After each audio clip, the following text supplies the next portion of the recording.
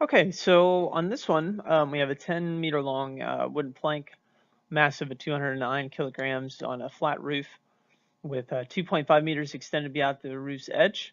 The question is, how far out on a plank can an 80-kilogram man walk before he's in danger of falling?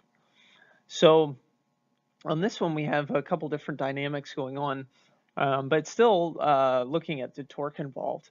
So if we draw the man there, we can draw the force of gravity. There, the axis of rotation will be right on the edge of the building, right? So the plank can rotate, and it would be about that edge. We may have the force of gravity of the beam right in the middle, and yeah, we want to figure out, how far out can the person go. So if we think about that, how far out on the plank, that would be how far from the axis of rotation that's in question, right? So how far is X? So what we can do is we can say, okay, how far would it be safe? How big could X be? And then we can compare that to, here at the edge of the ramp, and we can find that. So what I want you to do is go ahead and set up the sum of the torques equals 0.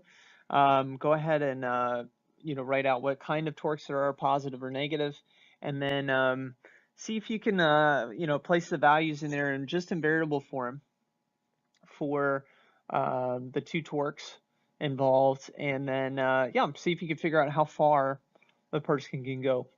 And then when you're ready to check, you can hit play to continue. So go ahead and pause and then try that, and then hit play when you're ready to check. Okay, so we've got 2.5 meters from for the force of gravity of the beam, because we know it's 10 meters long and it's extended 2.5 meters out. So therefore, there's 2.5 meters left of the center of mass of the beam, and so we have force of gravity of the beam times 2.5 plus negative force of gravity of the man times x there, and the sum of the torques will equal 0, and 6.531 meters. So theoretically, what the person would be fine coming out at least to the 2.5 meters, and really could go all the way to 6.531 if it extended all that way. So the person would be fine.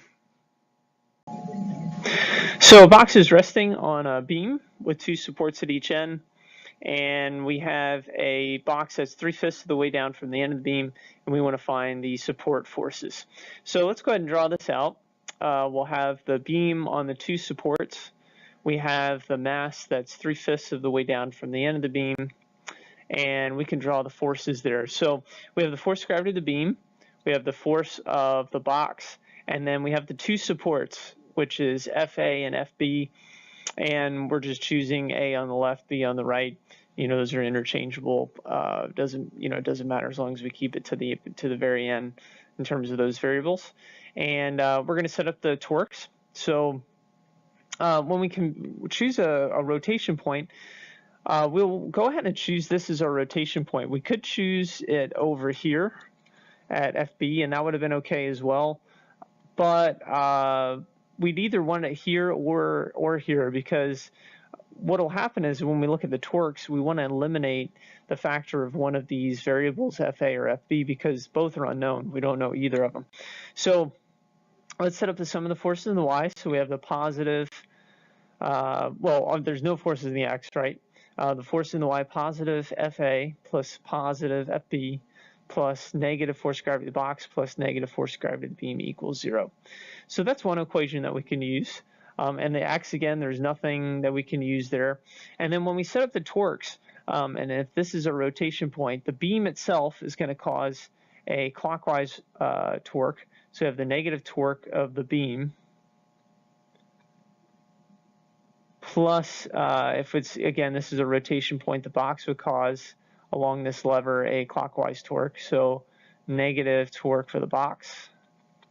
And then the FB would cause a counterclockwise torque, so positive torque from FB.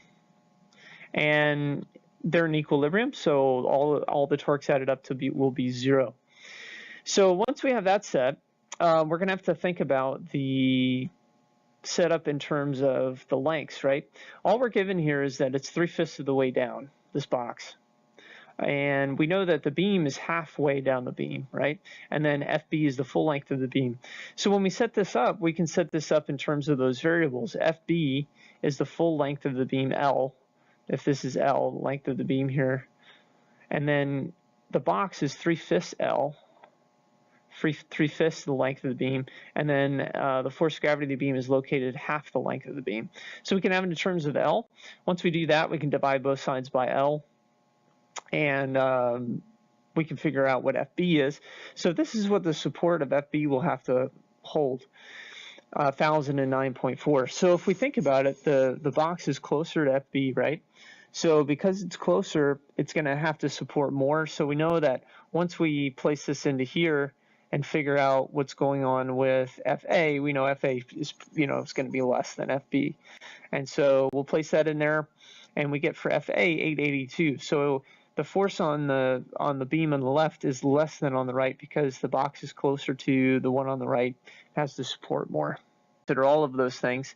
Let's say that we have a beam that's being held here, and this part right here is free to move. This is a line of tension holding this beam up. So if this snaps, this is just going to fall down like this. Let's say the mass of the beam is 150 kilograms, and we want to find out what the tension force is here, how much force of tension there is, and then also what's happening over here, because there's a wall over here, and then this is this is going to certain amount of force is going to be felt over here. So again, the hinge is free to rotate. If it's not, then this wouldn't be the value that we're going to get over here wouldn't be the same as if it wasn't free to rotate. We have the force of gravity of the beam there. We have the force of tension over here. And we have some sort of, wall force, reaction force, we're going to call it over here. And that's part of what we're going to find out. We want to know what tension is. We want to know what the reaction force is. And we actually don't know either. So we're going to use, what we can do here with the forces and the torque to figure out what's going on. So we're going to break down the reaction force and the tension force into the X and Y so we can get it in something that we can use. And we'll set up the sum of the force in the X, sum of the force in the Y, sum of the torques. The forces in the X, positive force of reaction in the X plus the negative force of tension in the X. In the Y direction, positive force of reaction in the Y plus the positive force of tension in the Y plus the negative force of gravity. And then for your torques, we're going to use the rotation point as right here is the hinge. We could technically have used, this over here and then use that as a rotation point, but it's a little bit more intuitive to use the left-hand side. And so in terms of setting up the torque, right, we have force of tension in the Y, which is over here. And if we break up the force of tension is located right here, right? We're just breaking in the X and Y components. So that Y tension is right here. So we've got that. And we have the force of gravity. So we can actually solve for what force of tension the Y is. We'll, 1/2 X is how far the force of gravity is of the beam. We can cancel X from both sides. So the force of tension the Y comes out as 1,470 newtons.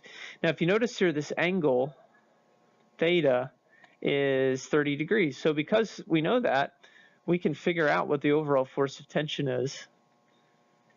We have, this is right here, force 1,470, and we know the angle, so we can use trig to find the hypotenuse, which is the force of tension. And we can set that up with, oh, that's right. No, I'm sorry. We are, if you put this in terms of force of tension as the sine of 30, we actually already did that. So that is the force of tension. Sorry about that. So the force of tension here is, what we found. If you just left this in FTY and then solved for it, you would have gotten a different value. And this has the trig already in it. So I figured I did that. And that's usually how you'll set it up. Once you find that force of tension, to get the FTX here, right, you have the hypotenuse, which is 1470, and you're looking for the FTX, which is the cosine equals adjacent over the hypotenuse, so the cosine of 30 equals the adjacent side over 1470 cross multiply. So we got that, right? And so the reaction force in the X is 1,273.1. And now that we know that, we can look at what's going on in the Y direction. We know what FRX is, and force of tension to Y we're going to place in here, which is the hypotenuse times the sine of 30.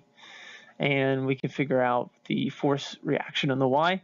So now that we know the reaction force in the X and Y, we can use the Pythagorean theorem, set up our coordinate axis, 1273.1 newtons in the X, and then 735 in the Y. Opposite over adjacent to get the angle 30 degrees north of east, 1470. And this will be true as long as there's nothing on the beam. It'll actually be the same, and that should make sense because the tension has to be completely canceled out by the other side so that the equilibrium is reached there.